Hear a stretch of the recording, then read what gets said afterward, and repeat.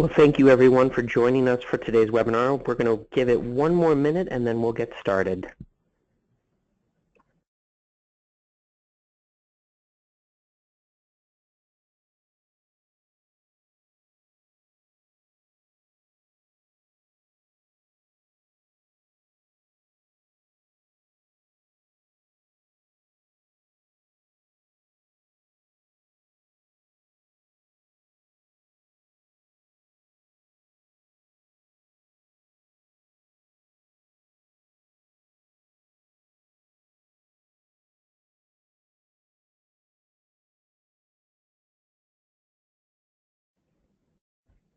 Well, welcome everyone, and thank you for joining us today for our Rural Family Economic Success webinar on helping rural immigrant families accumulate and grow assets. I am Travis Green. Let me make sure this is fancy.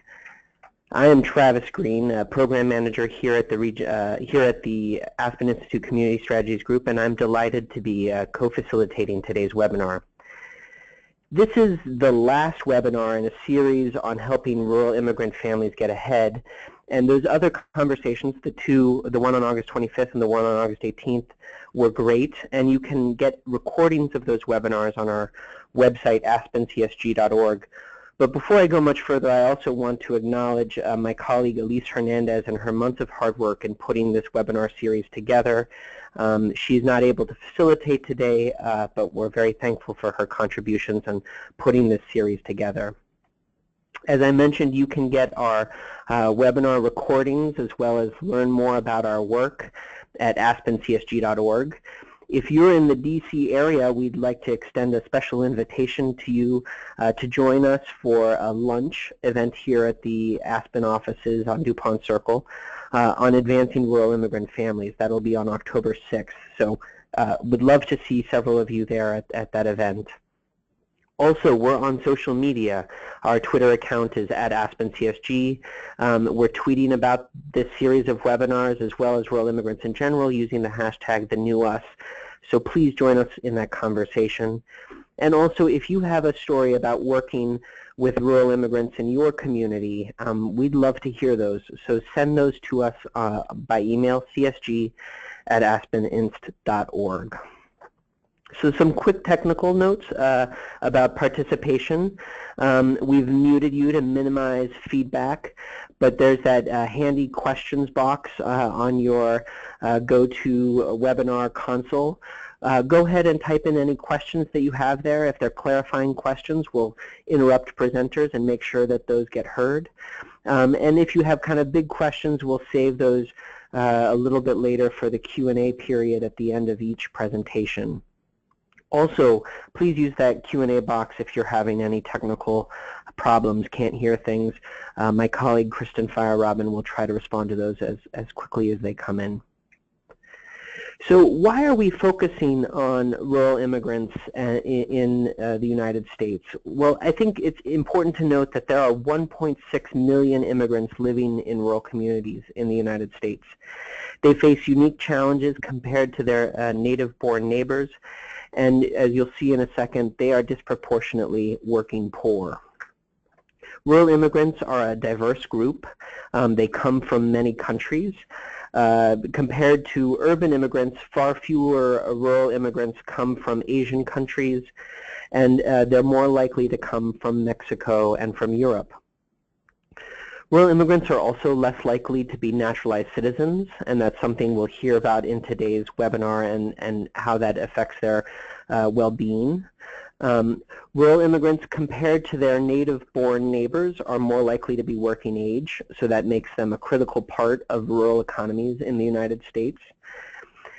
And as I mentioned earlier, rural immigrants are more likely to be poor. They're more likely to be poor than their native-born neighbors, and they're more likely to be poor than immigrants that settle in urban areas. So what are our objectives for today's webinar? We'd like to share new information on rural immigrants and how they're changing the face of rural communities in the United States. We want to help practitioners learn more about rural immigrant families and the challenges they face in maintaining and accumulating assets. especially in rural areas. And we want to illuminate two strategies where we think some people are doing some pretty fantastic work around rural immigrants. So the structure of today's session, we're going to have a couple of presenters talk about the basics. My colleague Kristen Fire-Robin will share a framework we have for helping rural families get ahead, and we think that this has great relevance to immigrant families as well. We are going to hear from Ali Yee of the Institute for Southern Studies about immigrants putting down roots in rural places. And we're also going to hear a data snapshot from Beth Mattingly at the University of New Hampshire Carsey policy and some data about rural immigrants and assets.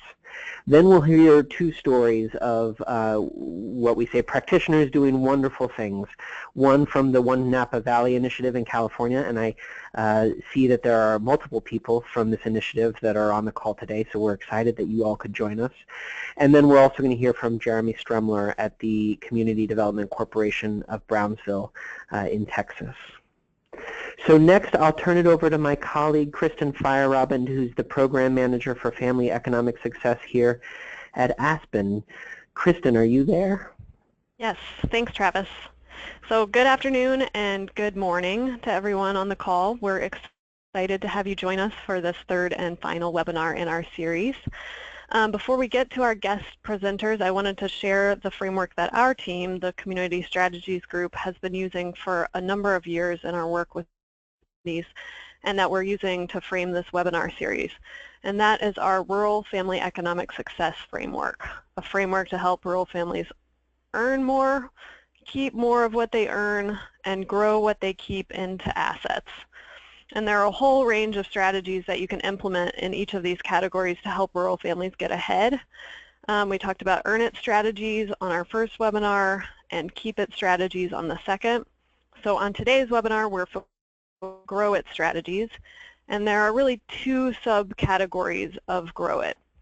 The first is building family prospects, accumulating family and community assets. And what we mean by this is strategies that help families build savings, help them purchase quality, affordable homes, or maintain inherited land or property, and also strategies that ensure that the children of working families are getting a high-quality education, that they attain higher levels of education and training, and that they improve their family economic status across generations. And then the second category is build community prospects, increasing the value of family assets in the community. And what we mean by this is strategies that are going to support and facilitate families participating in community life and holding leadership roles in the community, strategies that help families contribute to their local economy and community through employment, entrepreneurship, and just simply purchasing goods and services in their local community, and strategies that provide opportunities for families to give back to their local community. So we're going to hear a little bit later on from practitioners that are implementing Grow It strategies, but right now I'll hand it back to Travis to introduce our first presenter. Well, thank you, Kristen. And our first presenter is Ali Yee from the Institute for Southern Studies. And quickly, before she starts sharing, I want to say that as we started to look around the United States for what was happening with rural immigrants, organization after organization said that we needed to talk to the Institute for Southern Studies. And so we're really excited to have Ali with us today to share a little bit about what they're doing and their perspective on rural immigrants. Great. Well, thank you all so much for inviting me to come speak with you all. Like Travis mentioned, I am at the Institute for Southern Studies, and we are a 46-now-year-old organization. We're a research, media, and education nonprofit based in Durham, North Carolina, and I am the Program and Development Associate there. We cover these 13 southern states. We do a lot of research and a lot of writing about issues and efforts that promote a more just, democratic, and sustainable South. And we also publish all of this work online at facingsouth.org, which is our online magazine, so you can check us out there. And, you know, I think one of the connections to this conversation is that the South is really a disproportionately rural region. So whenever we talk about any of these issues, the rural context is really an important aspect to consider, especially as the South is changing. So one of the major trends that we've seen in the South, and I think a lot of you all are seeing in your rural communities, is this growth of the immigrant population, which Travis and others have talked about. These green dots in this slide here indicate new immigrant hubs, and so we're seeing in a lot of southern communities and in rural communities that, you know, Latino, Asian, various immigrant groups are growing in a place that hasn't had that much growth of those immigrant communities historically. And so this is in many ways a very new experience where immigrants are coming to fill jobs, they're contributing to the local workforce, to the local economy, as they're also furthering their own lives financially. And so a really critical step in this process of becoming integrated and building their lives is to become active members of the community. And here at the Institute, this piece around civic engagement is what we focus a lot of our research on. And it's both in terms of immigrants becoming integrated to build their own lives, but also for communities to be welcoming of immigrants and to be supportive of them so that both the immigrants and the communities can thrive.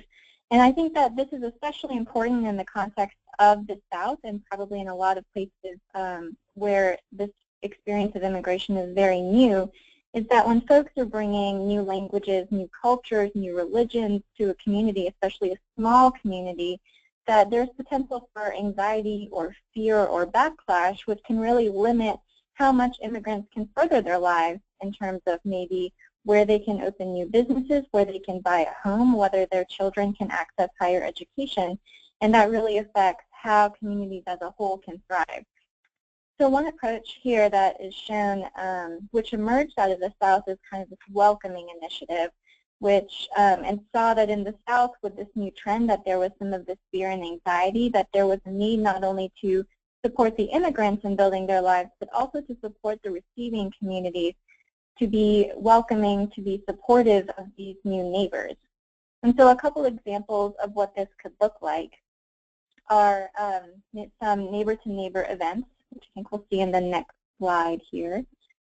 So just at a very micro level, this might be faith-based events, block parties, to kind of more community-wide and national festivals or fairs, and some concrete ways of building skills and providing information to immigrants through naturalization seminars or ESL classes, kind of all the way up to a more formalized, more kind of policy and advocacy approach where a local community might adopt an immigrant advisory board that will advocate on issues like jobs or housing or transportation to the local government specific to immigrant needs.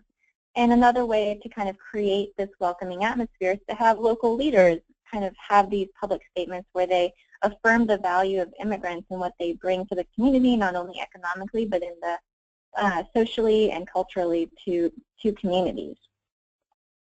I think one example that I really love is the power of sports and of soccer, especially in some of the rural areas. This is an example from Siler City, North Carolina. This picture is actually of one of our board members, Paul Quadros, who moved to Siler City, saw the growth of the Latino community there, and advocated to the local high school to create a soccer team. And so he got this majority Latino soccer team together in a city where they were very new, a new community who weren't quite integrated, but through the experience of sports, through his coaching, they ended up winning, I think, the state championship, and that really changed the dynamic of how the community was viewed, how they interacted with the local folks there. So that's just kind of one very local example of what building community could look like with immigrants. And so it ranges really from this kind of very micro, really local initiatives all the way up to advocacy and voting, certainly. For those who are eligible to vote, casting a ballot is a really important way to become civically engaged. As a voter, you can get more involved in electing officials who set policies that can affect your life and your community and your ability to build your assets and grow your wealth locally, all the way from the local level to the state and federal levels. And now, of course, there are concerns and considerations about eligibility and citizenship. In the South, we found that 67% of Latinos over the age of 18 are citizens and eligible to vote, but there's kind of a larger gap among eligibility there. But by comparison, the younger generation, those who are turning 18 now and those who are younger, 94% of them are citizens and will become eligible to vote. So I think in terms of both naturalizing adults who are eligible and also young people and engaging young people in the second generation to become active as voters and also more broadly in the community is a really great opportunity to engage folks. And beyond this, there are specific barriers and challenges that immigrants face to civic engagement. One of them certainly is the language barrier. And so there's a growing number of Spanish speakers in a lot of areas among immigrants, Asian immigrants, although there are smaller share in rural areas, there are dozens and dozens of languages that are represented. So paying attention to how information is shared, making it available in multiple languages, or having even a bilingual speaker on staff or a volunteer can make a really huge difference, not only for facilitating the information sharing, but I think also going back to the sense of creating a welcoming atmosphere. It sends a signal that they are welcome, that the community is inclusive, and that their involvement is really valued. Also, I'll note that for voters, there are certain laws that if there's a certain concentration of voters who speak another language, that they have certain language access in terms of either materials that are produced in different languages or to be able to bring a language interpreter with them to the polls to help them vote. Another major barrier for folks is documentation, and this map shows kind of the number of people who would have been eligible for the deportation relief programs that were announced in 2014, which of course the parent side of that and the expansion of the children's side has been blocked for now, but it could have had a really big impact. And so for those who are undocumented, who are many times the brothers, sisters, parents of legal residents or citizens, face a lot of unique challenges in terms of becoming civically engaged. So for one example, if you're not able to get a driver's license, especially in rural areas, this makes driving more risky. It makes it a major barrier to be able to go out to schools, to show up for public meetings, and to be able to be engaged in that way.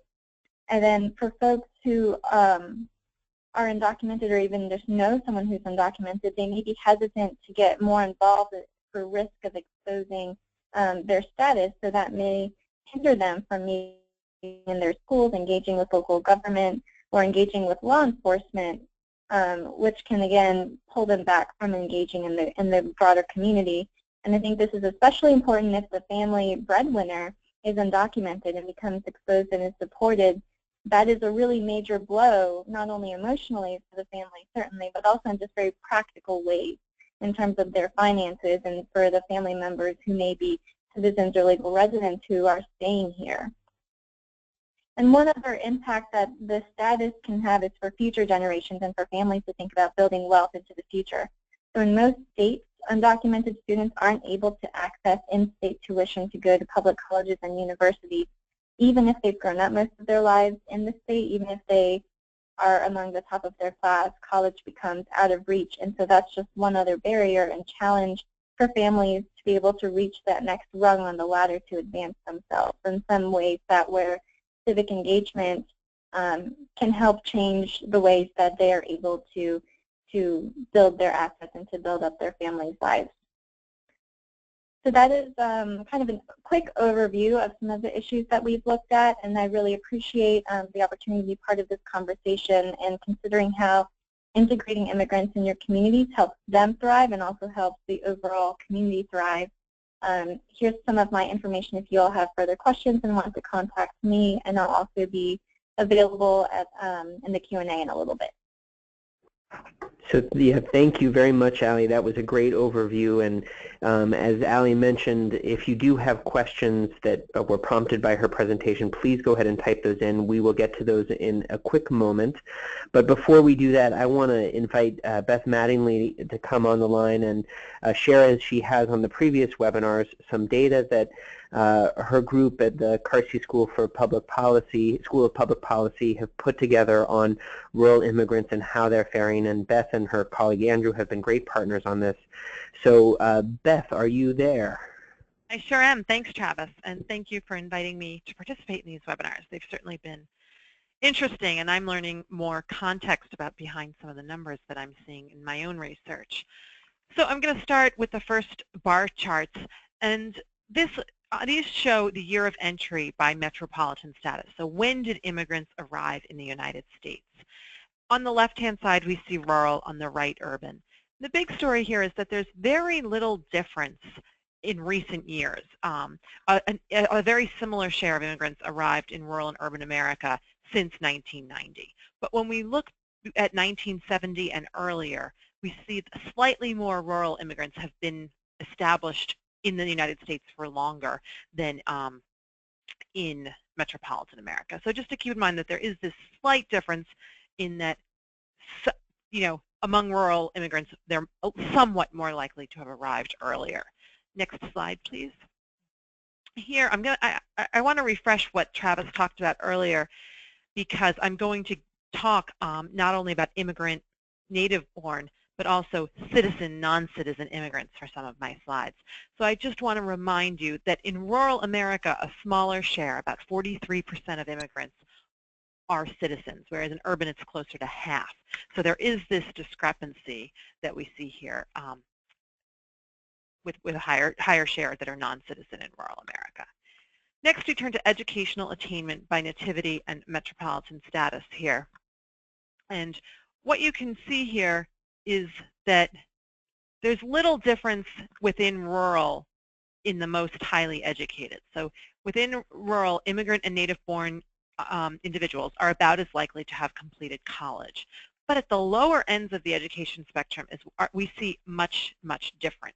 So immigrants are far more likely to not have completed high school, less likely to have a high school degree, and less likely to have some college. So that in rural America, and this is also true, as you'll see on the right-hand side, although to a lesser degree in urban America, but in rural America, nearly 40% of the immigrant population has not had a high school education. And that has real implications for their ability to grow their income by advancing in their work. If you don't have a high school degree, you can often be stuck in jobs that don't have much career advancement, don't have much earnings potential, and can trap you in sort of more of a hand-to-mouth existence.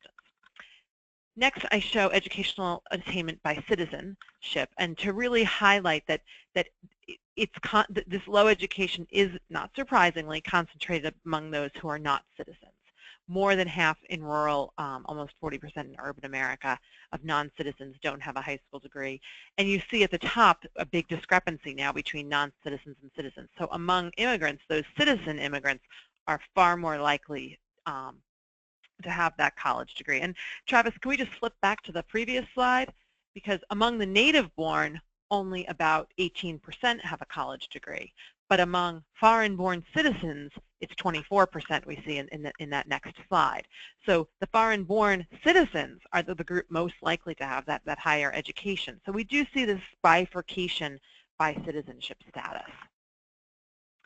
Next, we look at home ownership, by nativity and metropolitan status, because traditionally, and the recession changed this slightly, although it's bouncing back in many places, owning a home was a way of building your income. It was an asset that was growing over time. When you sold your house, you could count on taking some money out with you. And we see here that the native-born, not surprisingly, are more likely to own their homes, either with or without a mortgage, and immigrants are more likely to rent. Furthermore, urban folks, urban immigrants, and urban native-born are more likely to rent. Again, not surprising from what we know about housing costs in cities. But I think it's just important to keep this in mind. And if we go to the next slide where we look at citizenship, we see rental rates dramatically higher for non-citizens. So non-citizens, almost the majority in rural, the vast majority in urban, live in rental units, and very, very few own their home without a mortgage. About 1 in 5 in rural America, fewer than 1 in 10 in urban places. So to take this a step further, we did some analyses of what's called housing cost burden. And this compares the share of the household income that goes to housing costs, either maintaining an owned home or the gross rent in a rented home. And the U.S. Department of Housing and Urban Development thinks about individuals who spend more than 30% of their income on those housing costs to be housing cost burden. That the amount that they're spending on housing represents a very large share of their income. So in the next figures, we display the share of people who are housing cost burdened, who are spending that much money on housing alone. And not surprisingly, it's those renters where immigrants were concentrated who are most often housing cost burdened, and those who are lucky enough to own their home outright without a mortgage are least often housing cost burdened. Again, these are not surprising because it takes a number of resources in order to get a mortgage. You have to demonstrate ability to pay, and that's become even more true in recent years. And if you've bought a home outright or already paid off your mortgage, your housing costs are going to be much, much lower. So even if your income is relatively low, those costs will represent a smaller share. And we see a similar pattern in this final slide that I'm going to show with non-citizens and citizens, that among renters, the housing cost burden is pretty similar. So, we didn't tease out renting and education and working full-time and income and all of these variables. But we can imagine that some of those citizens who are in rented homes are more likely lower educated, lower income, whereas when you own your home, and especially own it outright, you probably have more financial resources and the ability to grow your income more readily. So that's sort of a snapshot of some of the factors related to being able to grow that income that people earn, and I'm happy to take questions during the Q&A. Great, thanks Beth. This is Kristen again, and we have a few questions from folks. I want to start with actually a comment from Caitlin Davison, who works with the Citizens Institute on Rural Design and the Orton Family Foundation. She wanted to share a resource that they recently hosted a webinar on engaging rural diversity that might be of interest to folks. They shared a story of Cortez, Colorado, which hosted a block party for the Hispanic population in Spanish, and all of the officials wore plain clothes to make it clear that participants wouldn't be questioned about their immigration status. So we'll be sure to share that as a resource after the webinar. Beth and Allie, we have a question from Sharon Taylor McKinney, who's asking, and I might ask this again later at the end of the webinar, what is the role of urban communities in helping rural communities support immigrant populations? So what's the role of urban communities in helping rural communities start to work with immigrants? Gosh, I think that's a tough one. Yeah. I mean, because I think the situation goes beyond any of the numbers that we've shown, that the types of things rural Americans are doing and rural immigrants are doing are different than urban. The way of meeting immigrants' needs are going to vary within rural, and certainly as much as between rural and urban. I don't know that I can think of concrete things. We can repeat that question to the presenters later on and see if there's ways in which urban communities have supported their work. Allie, do you know of anything that's occurring in the South to support learning between urban and rural communities on supporting immigrants? I'm just curious. I haven't come across like a very specific partnership. I know that there are some like statewide groups who use some of their learning from urban areas and can translate some of that into rural areas and vice versa. You know, and I think the Welcoming America initiative that I showed has a lot of urban bases, but they also have some rural bases as well. And I think it's just, you can move a lot of things more quickly in terms of civic engagement, I think, in rural areas, just because it's smaller and a little bit less bureaucratic, I think. But I'll have to think a little bit harder about like a very concrete example of it, but that's a great consideration. Sure. Maybe our practitioners at the end will have some thoughts on that. Another question we have here is, do you have data sets and population projections on immigrants and where they are coming from and what's driving these new immigrants? So are there some data sets or population projections, resources that you could share with folks on the line? Yeah, I mean, the census can give detailed information about where folks are coming from, and we have some of that computed, they could contact me, or we could conceivably compute that. The why is a little bit harder, and there is some research on that, but I'm not intimately familiar with it. But they should probably reach out to you because you know other data resources that maybe you could send their way. Another one that Marla, one of our later presenters, shared via chat is the Migration Policy Institute. They have a wonderful data set that you can check out. We have another question here, which is voting. How can rural immigrants become civically engaged in their communities? So Ali, are there some other strategies for engagement, civic engagement?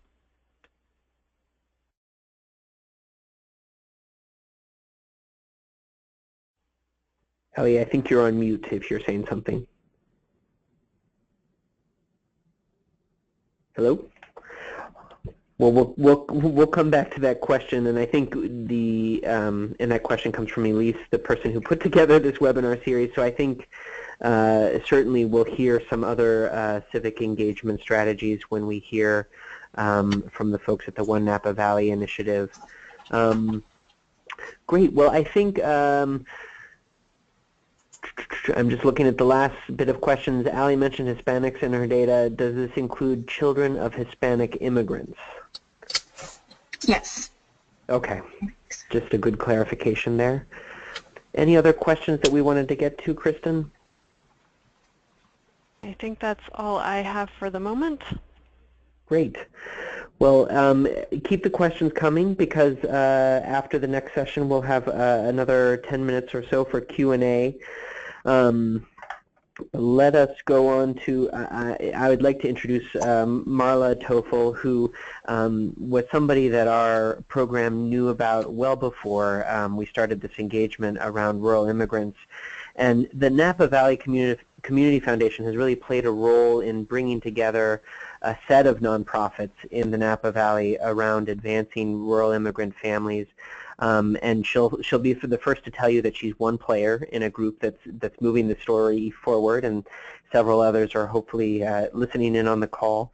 But Marla, thank you for joining us today, and we'd like to hear your story.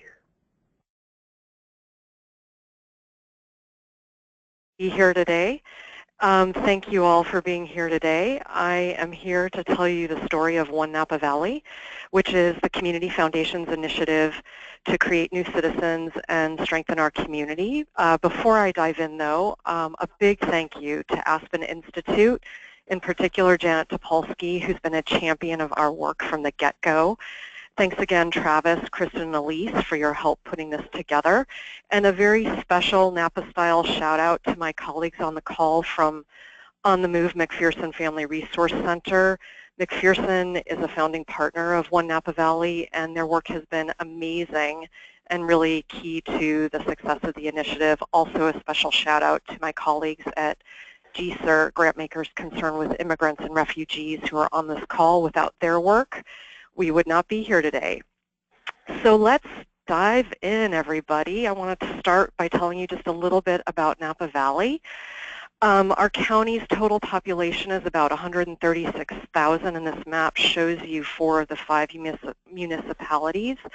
Of course, people live in the unincorporated areas as well. Immigrants are 23% of our population, but they are the fastest growing portion of our population and have been the fastest growing for the last 10 years. Most of our immigrants are from Mexico. Our immigrants are overrepresented in our workforce, in particular in the agriculture and wine manufacturing and bottling sectors. And our schools are 50% Latino, and while most of these kids are U.S. born, most of their parents are immigrants, or at least one of their parents are immigrants, and most of our immigrant families are mixed status.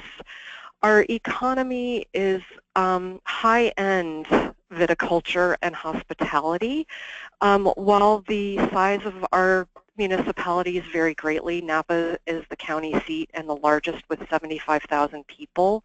The Up Valley cities are much smaller with 5,000 people, and American Canyon is fast-growing and very diverse. The personalities really vary across all of our communities, just the characteristics of these communities. So that's important. Our service providers really tailor their services not just to the immigrants in their community, but the characteristics of those communities. Next slide, please. So why One Napa Valley? The Community Foundation funded a study that we published in 2012 on immigration in our community, and we learned a lot about immigrants in our community from that study. We learned that the majority of our immigrants have been here for quite some time, 10 years or more. We also learned that most of our immigrants are already citizens, meaning they've naturalized, they've gone through the process, or they're green card holders. More importantly, though, about our green card holders, we learned that they were not electing to become citizens. They were choosing that path at a much lower rate than their peers in the rest of the state. So 30% of our immigrants were choosing to become citizens versus 37% in the rest of the state. So we had to ask ourselves why. And there, of course, are several reasons for this, but a big driver in our community was that there was no affordable continuum of services to help people through this complex decision and the complex process. We had capacity in the form of private attorneys, which is too expensive for most people, or services were unauthorized, meaning provided by notarios or immigration consultants. Next slide, Marla, please. Yeah. This is Kristen. I want to interject with a question. Someone, Lucia Schultz, just asked, if you could please clarify what it means to cater to the, quote, characteristics of the community. What does it mean? Well, I think our nonprofit partners that work in different parts of the valley really reflect the local community. So the way they might do outreach really resonates with their local community. They also really know their community really well, and they really have to. I hope that clarifies. So what were the catalysts for One Napa Valley? Sorry, I just lost my train of thought. So in addition to the citizenship gap, the other big catalyst is that citizenship is a huge asset. As you saw earlier in the presentation, when someone naturalizes, it does a lot of things to benefit their family. Number one, it can boost household income 10% or more, which is tremendous, especially in a rural community like, or rural area like Napa County, where a significant number of our immigrants are working poor. It also improves English for those who naturalize, especially immigrants that naturalize who are working age. It improves their confidence, and those two things together, better English and more confidence, promotes job mobility, which does a host of things. Increases wages, higher wages mean people are more likely to buy a home. Also, when parents naturalize, their educational outcomes, the educational outcomes of their kids improve. So kids of naturalized citizens are more likely to go to college or university. And finally, new citizens or people who naturalize are much more civically engaged. And so all of these things really strengthen the community. Next slide, please. So the Community Foundation said, well, we need to create One Napa Valley to respond to the citizenship gap and to help families build assets.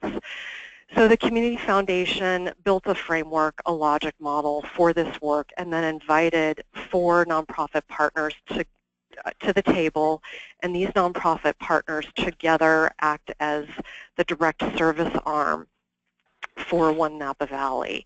So at the table we have an experienced immigration legal services provider called International Institute of the Bay Area, and then we have 3 family resource centers working with them: On the Move, Puertas Abiertas, and Up Valley Family Centers. And why family resource centers? Well, in our rural community, these family resource centers are very trusted by the immigrant community. They have a large bench strength in terms of providing services, asset building services to low-income households and to low-income immigrant households. And finally, they really know how to do outreach. All of our partners are highly collaborative and they know how to engage volunteers, which is really important for our model. The services they provide are outreach and education on the benefits and requirements of citizenship and other forms of immigration relief, legal consultations, legal representation, application assistance. They use a workshop-driven model primarily, so they're helping 25 or more people at once rather than one person at a time. They assess clients for the citizenship application fee waiver. They also conduct language assessments of clients. They provide citizenship interview and exam preparation classes and tutoring. And they use a large cadre of volunteers. So we have this component of neighbor helping neighbor through the process. All of their services are bilingual in Spanish and English, and there are several staff that are also bicultural. Why our partners, why their work, I think, works so well, and why this model works so well is because our partners came together and they really built the operation together. So the Community Foundation provided the framework, but they really came in and designed it collaboratively. They built a budget together, and their approach is highly integrated, and they really embody a culture of continuous improvement. Also, all of our partners, including the Foundation, really sincerely value citizenship and really believe in the importance of immigration legal services as a way to build household stability and to empower low-income families. Next slide, please. I want to just talk a little bit about outreach because in a rural community, it just really fuels the pipeline. It gets people in the doors. It's important that outreach is a funded part of the budget and it is a staffed part of the budget. It must be integrated into the model. A lot of immigration legal services models you'll see will have a wall sort of between the legal services provision and the outreach, but in a rural community it really needs to be integrated. Also, you need to use messages that resonate with your local immigrant communities, and our partners have spent time honing the messages that resonate with our families. A couple of the ones that really work here are dual citizenship, so you can have a Mexican passport and a U.S. passport. The fee waiver is a big seller, and citizenship allows you unlimited travel. Also, our clients need to be able to on-ramp at any of the partner's agency, at any of the partner agency locations, and at any of the point in the process, at outreach, at workshops, at classes, at tutoring, at one-on-one conversations. Our partners use a whole family approach, so they offer legal services across the entire immigration spectrum. So they offer immigration legal services for deferred action, for example, U visas, family petitions. We started with focusing on naturalization, but then we expanded it in part because families in a rural community, they really want the whole family to be served. And when they show up and they find out that their whole family can be served, they're more likely to say yes to services. And most of our immigrant families are mixed status. So you have a parent who's undocumented and a parent who's a green card holder, and then U.S. citizen children mixed with green card holding children. Next slide, please. So I'm just going to let you take this slide in for a moment because the results are just astonishingly good. We could not have anticipated at the Community Foundation that our program, our initiative would be going so well 3 years in. Of the 478 new citizens, 42 of them are children that derived citizenship from their parents. So that's a huge and wonderful number. It's almost 10%. One thing that's not on this slide is the Community Foundation has been funding technical assistance to our collaborative since the start of the initiative. And one of the things we did through this technical assistance was we've been boosting the legal services capacity in our community. As I said earlier, there was a dearth of providers. Before One Napa Valley, there was one nonprofit immigration attorney in our county. Now there are 2 nonprofit immigration attorneys, 5 BIA recognized agency locations with 6 BIA accredited representatives working at those locations, and 2 more awaiting accreditation. Next slide, please.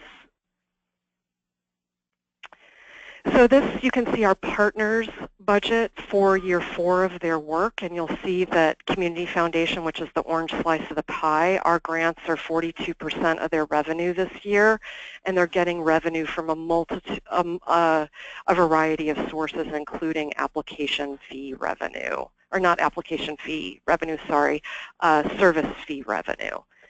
Next slide, please. So what are the challenges for our partners? I think there are several, but these are 3 that I think are some of the big ones. So as I mentioned earlier, we have an established network of unauthorized providers, notarios and immigration consultants. And these people, they themselves are immigrants, and they're long-standing members of our community and our immigrant community, and they've helped family members, and so families continue to go to them. So it's been really important for our partners to develop messaging where they can help families understand why it's so important that they use a legal service provider when going through the complex decision-making process of going for citizenship or other forms of immigration relief. Fees are high. There are loan programs out there for clients to help them with application fees. Our partners partner with Self-Help Federal Credit Union, which has a loan product. And finally, sustainability. The Community Foundation's funding is sunsetting in the middle of 2018, and we provided technical assistance to our partners to help them with some sustainability planning. And this kind of work, doing that collaboratively, is extremely challenging. And I will say our partners have done an amazing job in just 1 year of this planning together with help from the consultant. Now their revenue from the foundation is less than 50% of their overall revenue pie. Next slide, please. So 2 pieces of advice.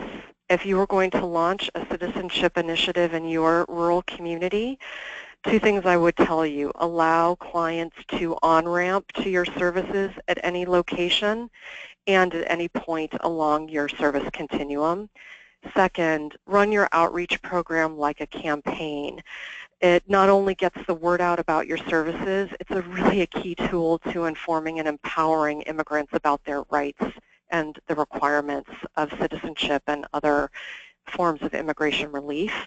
Outreach needs to be ongoing. It needs to be consistent, targeted. It's the only way to build momentum, keep the momentum, and momentum will feed your citizenship pipeline, I promise. Next slide, please. That concludes my presentation today. Thank you so much for your time and attention. I'm happy to answer questions during the Q&A.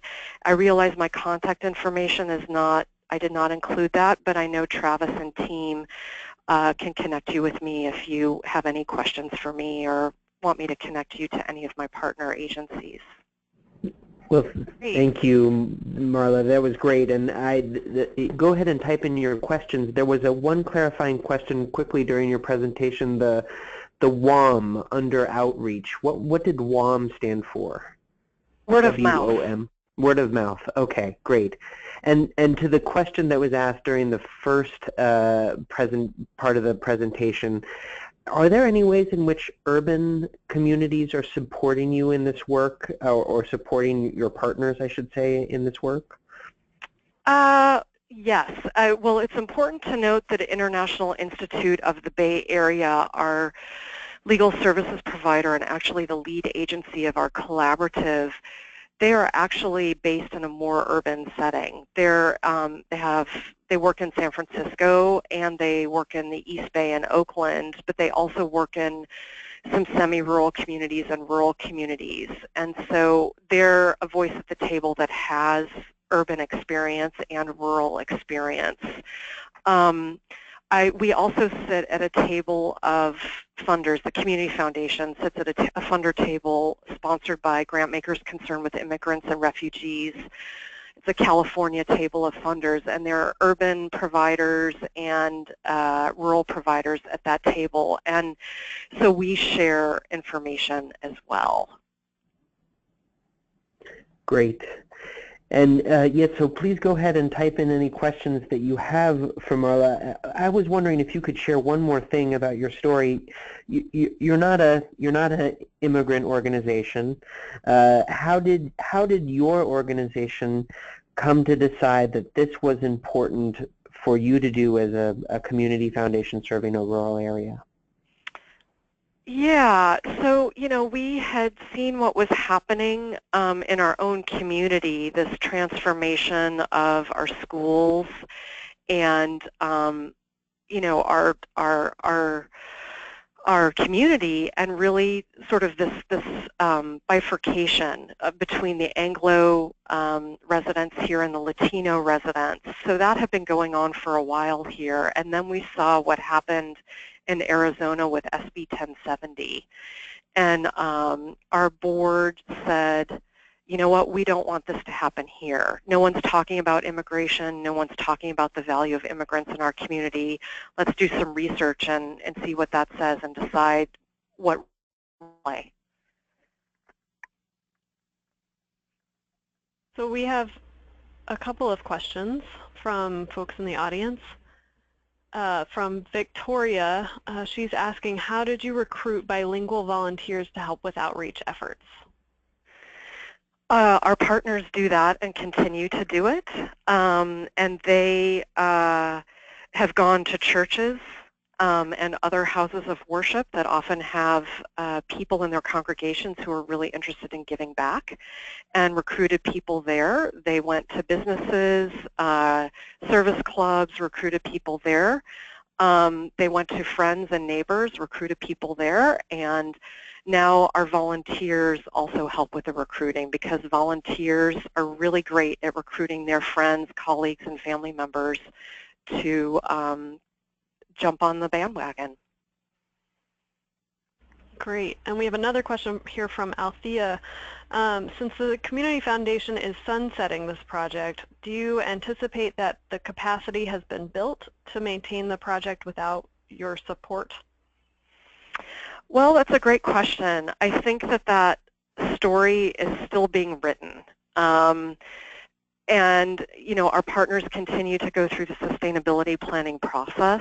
I think that they are really well positioned to, in 2 years' time, to get most of their funding from sources that is not the Community Foundation. I anticipate that we'll have a couple of donors that probably will still be interested in supporting this work, but not at the levels that our discretionary grant programs have been the last couple of years.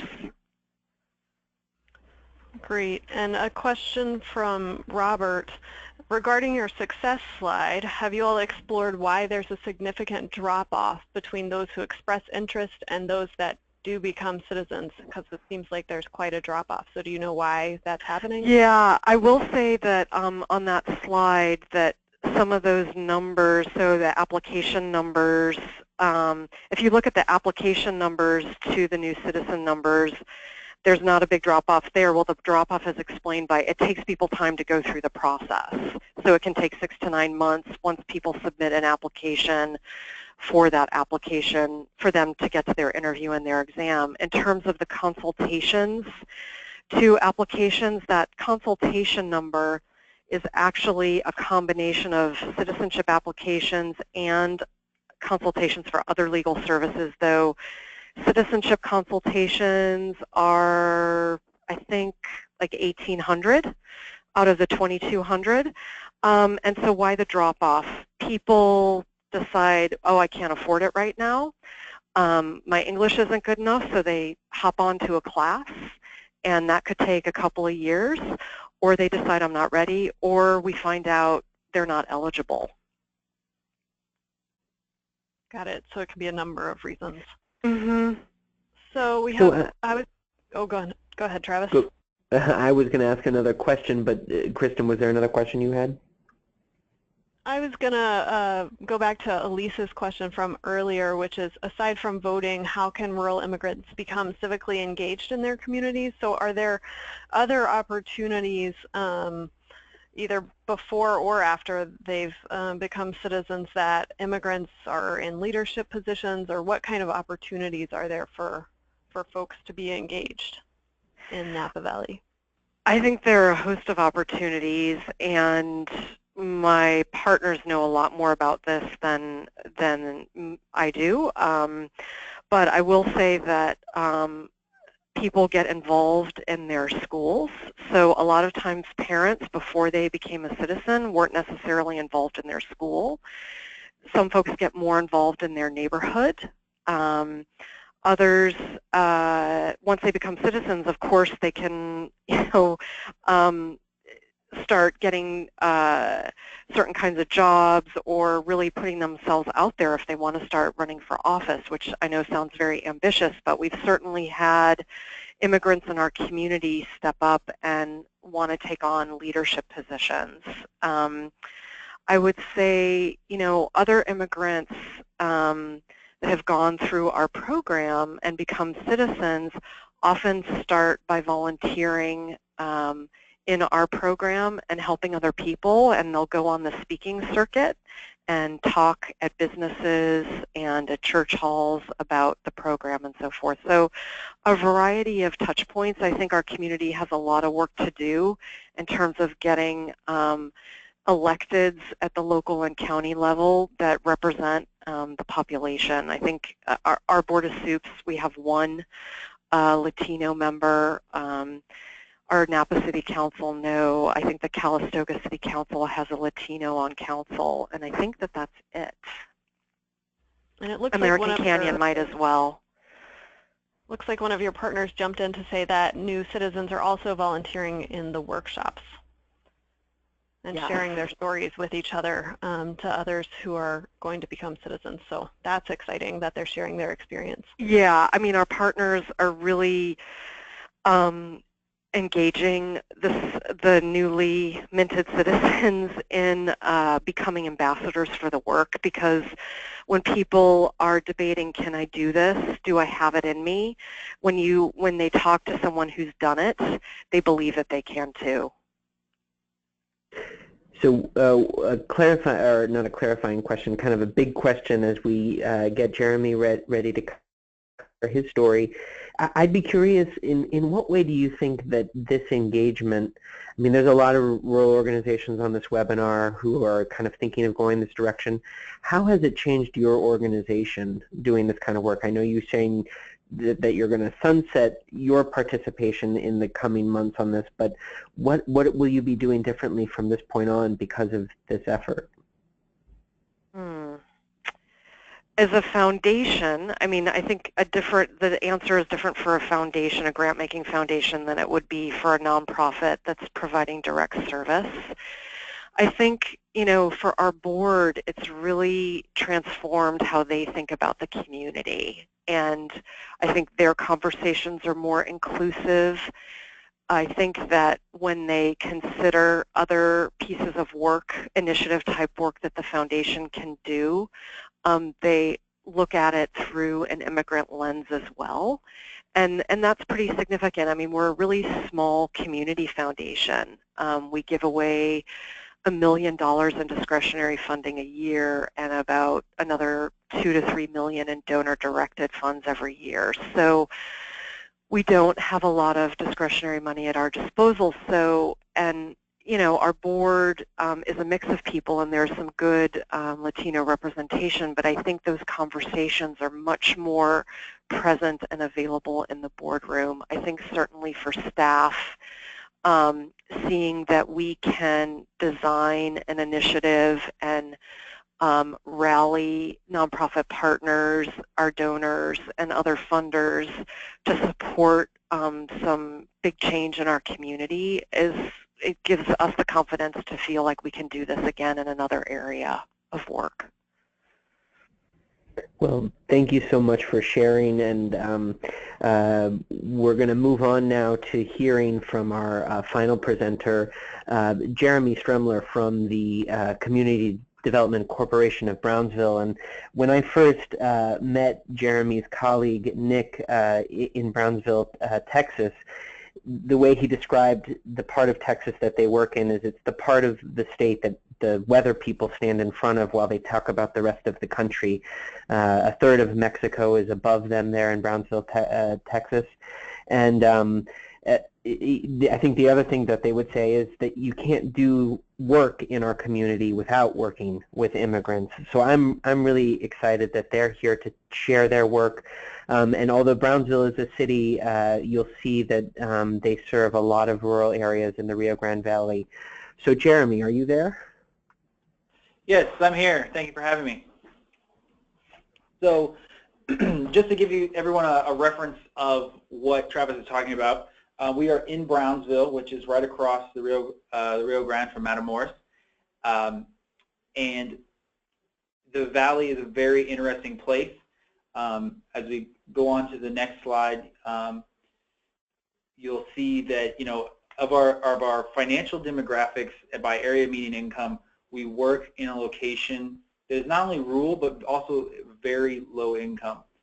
And in the next slide, you'll see that the rural density, the population density in Brownsville is relatively high, but in surrounding areas, there are fewer and fewer people per square mile. Williston County, which is an area we work in, is probably the most rural county in the area. Has a population of 26,000 people total. And so, we really like to say that our housing is just a platform for reaching our families. We're trying to, that's why they're coming to us. That's why they're coming through our doors, and that's why they are here. So we offer them multiple different services, from single family.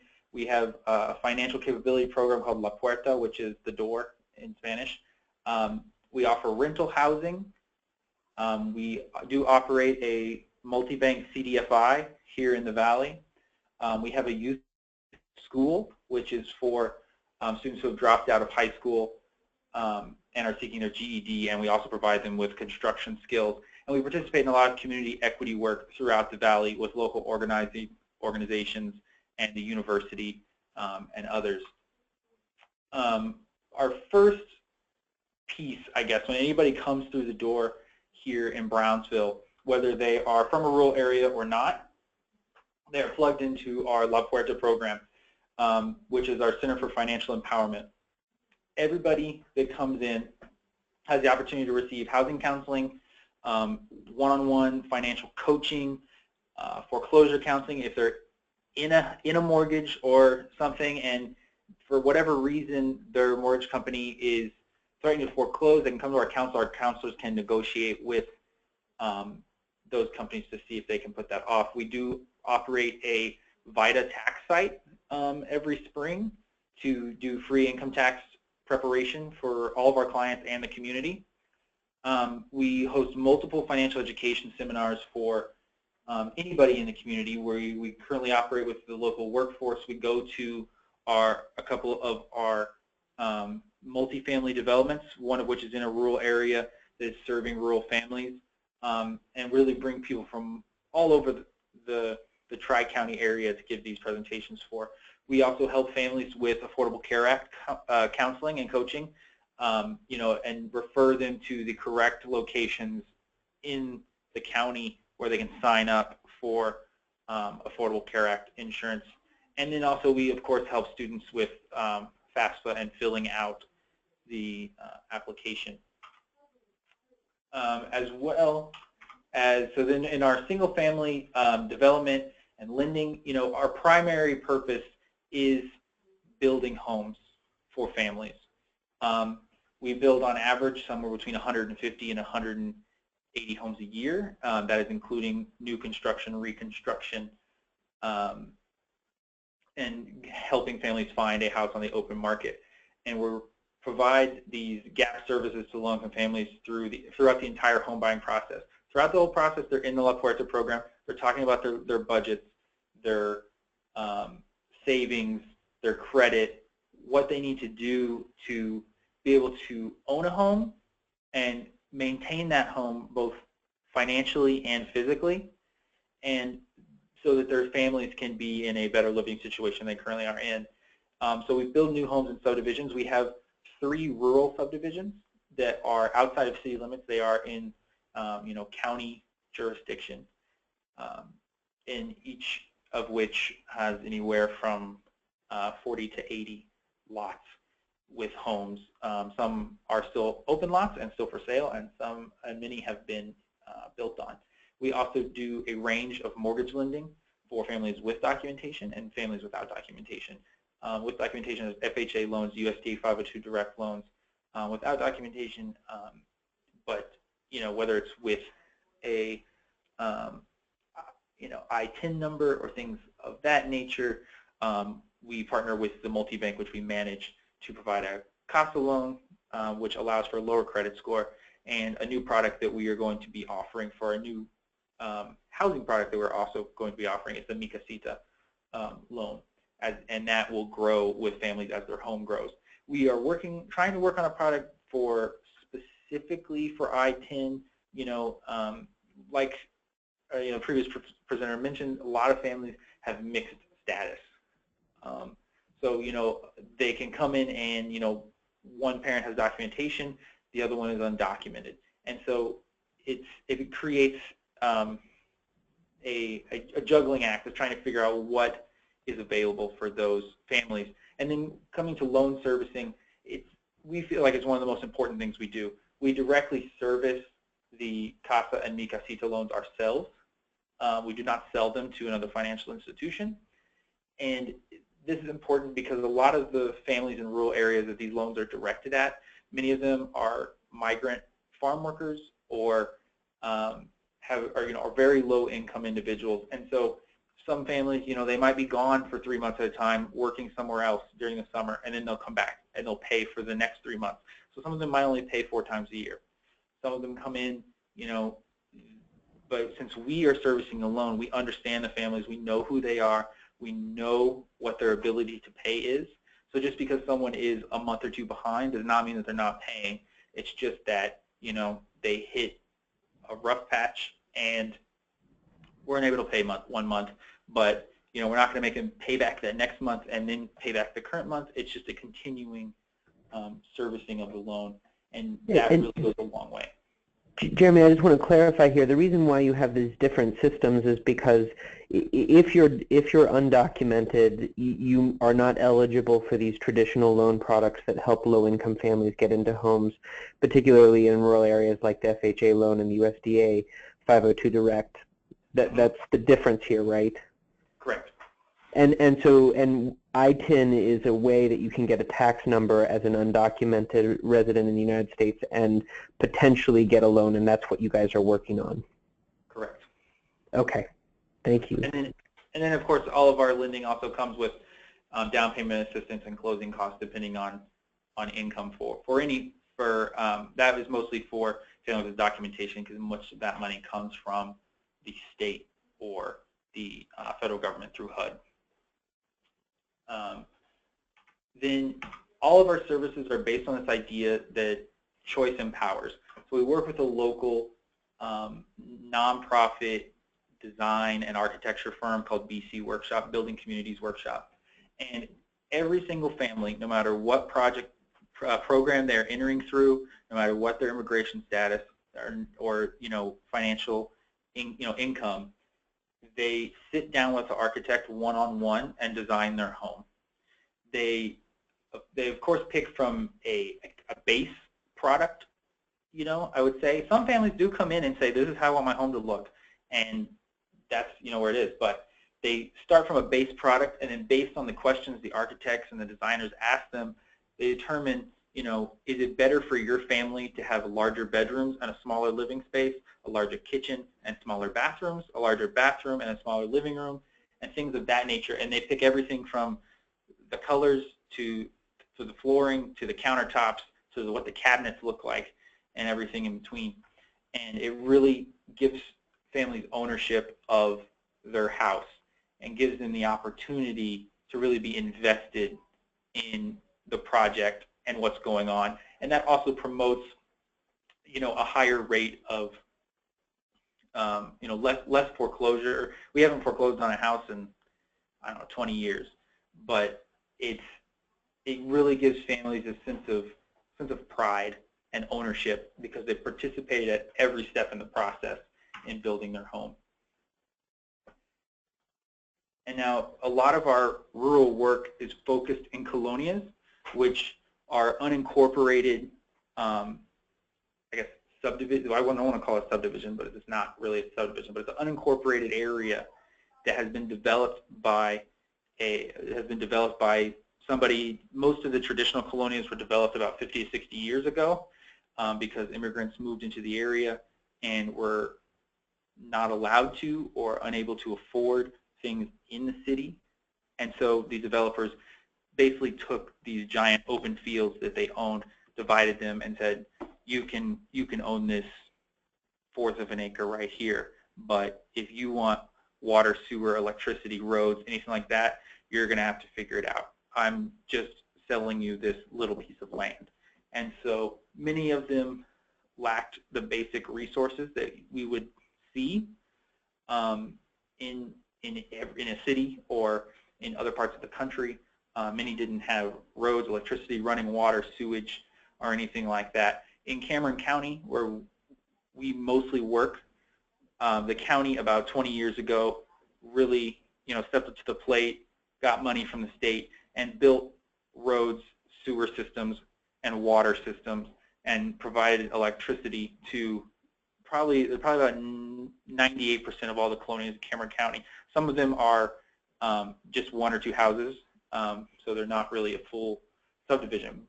But in Cameron County and Hidalgo County, which is right next door, about 95% of all the colonias in the state of Texas reside.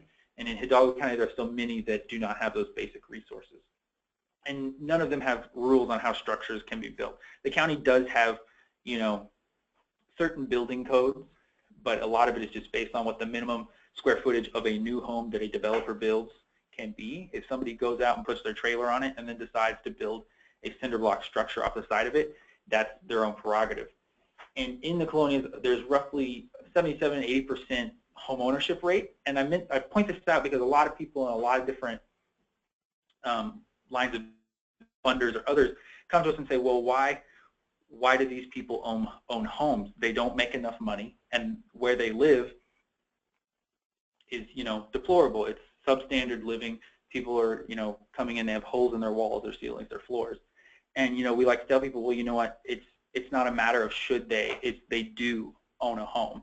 And we feel it's our responsibility to help them into a better situation.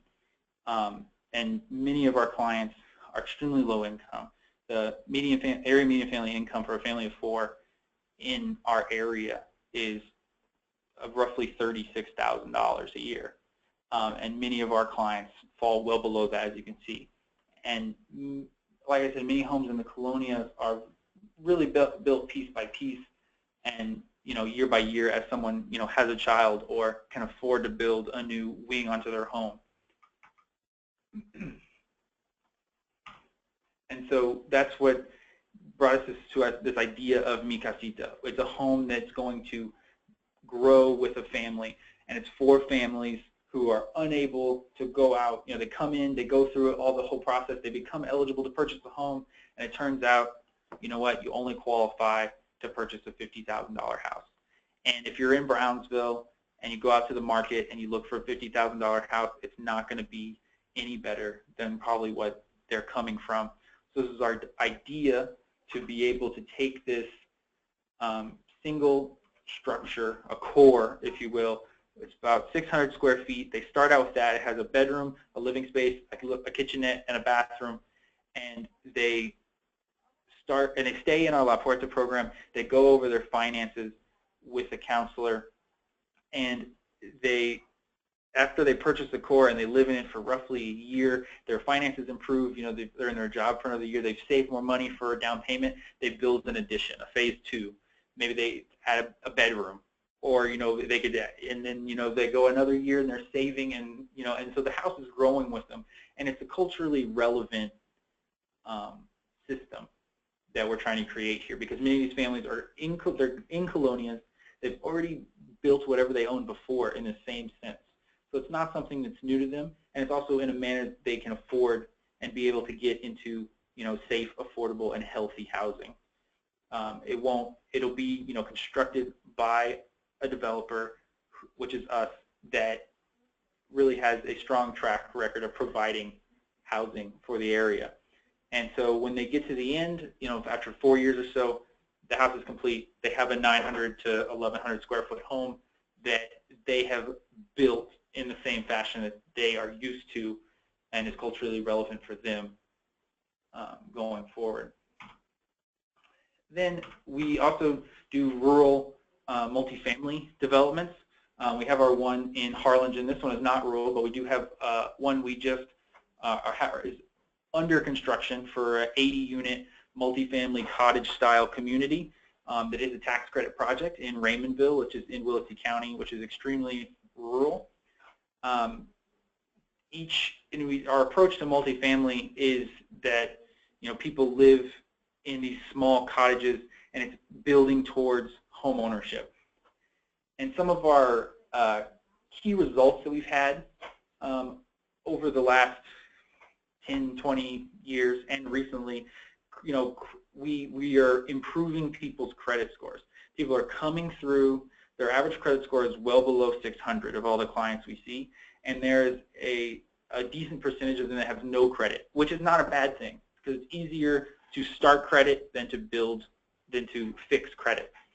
And so really sitting down with them and making sure they understand what a credit score is, how it works, what they can do to make it better, and how to do it in a way that won't come back and hurt them. You're going to open a credit card, but you're only going to spend maybe $20, $30 a month on it, and you're going to pay it off. You're not going to do anything else with it, because if you get to a point where you can't pay it off, then it's going to be an issue. Clients have improved their savings. People are, looking at their household budgets. Maybe they don't make a lot of money, but maybe they can save $25, $50 a month, and that in a year's time is going to get them to that part of the down payment they need for their home. And then, of course, we build new houses. That's been our mission for years.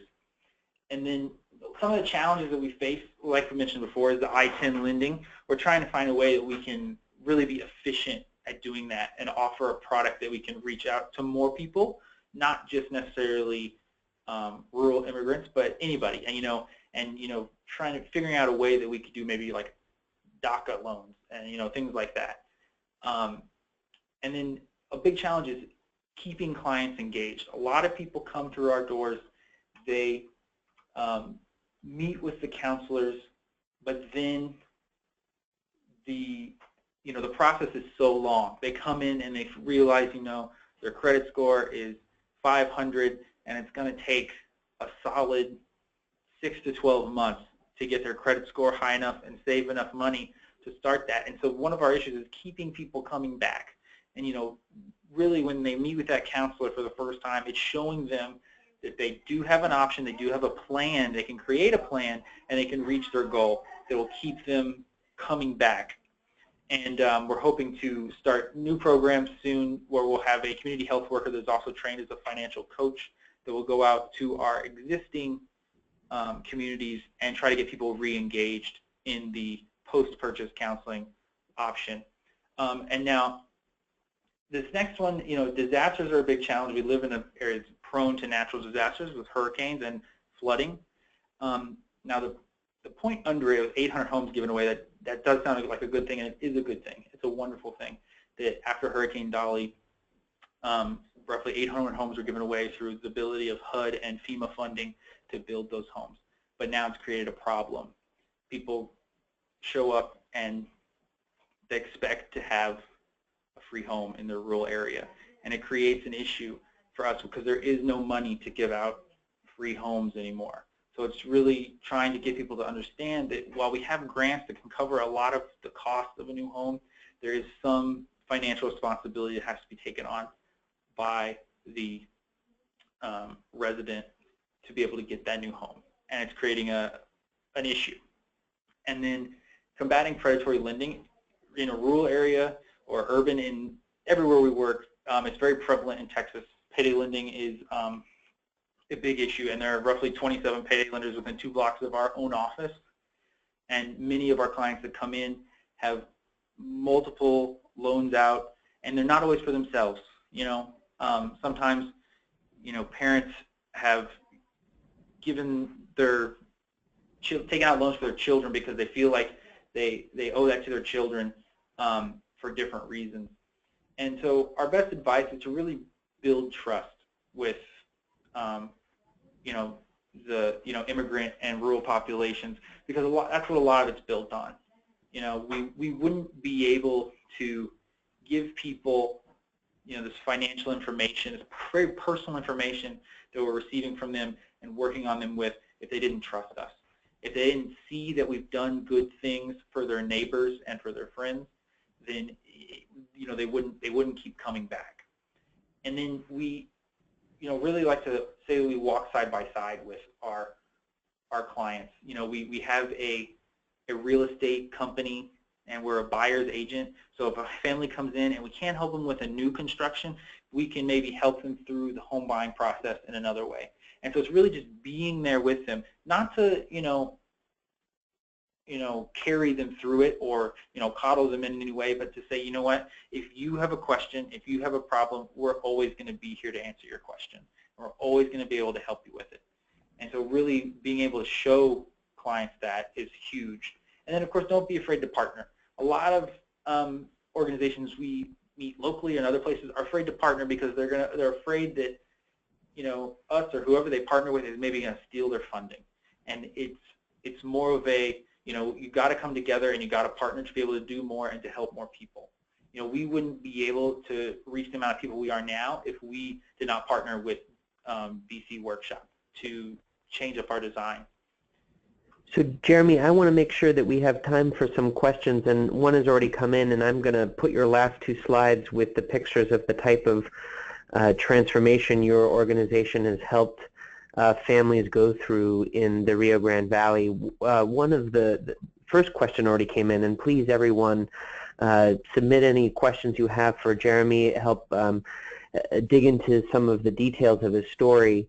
The first question was about, can you repeat, how does your program, I guess, help a family move into home ownership? So you've described you have the financial service element, and then from my understanding, you provide soup to nut service. You build the homes, you have the realtors, you provide the lending, and you get the family in the house. So you do everything along the process. Is that correct? Yes, from beginning to end. And like I said, a lot of the families that already come in are already homeowners. There are a decent number that are renting somewhere that come in that are looking to get into a new home, and that is a lot of the people that we build new construction for. They were not previously homeowners, and we do a decent amount of new construction every year. But many of our clients are also previously already homeowners, and many of them are living in rural areas in colonias and coming in. You know, they realize that they are living in unsafe and unhealthy conditions in their current home, and they're coming in looking to see what can be done to help them get out of that situation. And that's a lot of our families. And the other thing I really want to reiterate what I love about your story, and then what I love about Marla's story before, is there's just a deep understanding of the community that you're working with, the assets that they have, and the way that you can help them get ahead. So in Marla's case, they understood that there was a large number of immigrants in their community that would be eligible for citizenship if they had these resources, then they could get there. In the same way that you guys are designing the Mi Casita program, which is that you understand that people can't get financing for a $150,000 home, so you start them in a $50,000 home, and then you add a bedroom, and then you add a bathroom, and you can build a home that meets the financial needs of the immigrants in your community. I think it's a great example of kind of a responsive nonprofit model. Sorry, that was not a question. That was just praise. But are there any other questions out there? Yeah, Kristen. Yeah, I have a question. So, Jeremy, transportation is usually a huge issue in rural communities. So I'm wondering if some of the services you mentioned, like the La Puerta and some of the other counseling services, etc., do you offer those remotely in some of the rural places, or do folks have to get to you? Well, in turn, we have someone that goes to Willacy County, which is about 45 minutes to almost an hour away, to meet with people in those locations. For people that are coming from rural areas of Cameron County, unfortunately, we do not. They would have to come to us. But I think in Texas, even if you live in a rural area and are extremely low income, most people have a car or the ability to get down here. Since we are covering a very, very large area, we haven't found a way to, and the volume of people that we see that do show up every day through our front doors, we haven't found a way to yet to offer that in different locations. Just due to, we have 70 new clients a month to walk through our front door that came from all over the service area. So at the moment, we don't have that ability.